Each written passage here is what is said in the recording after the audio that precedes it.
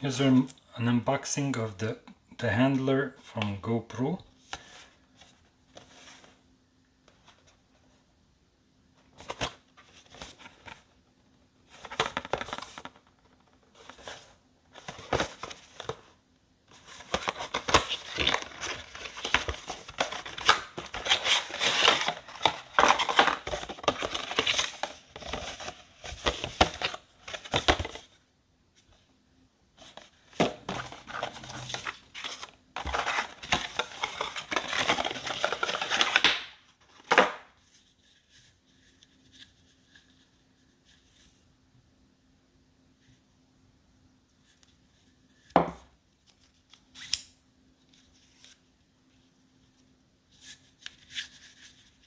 This is all foam, so it's floating.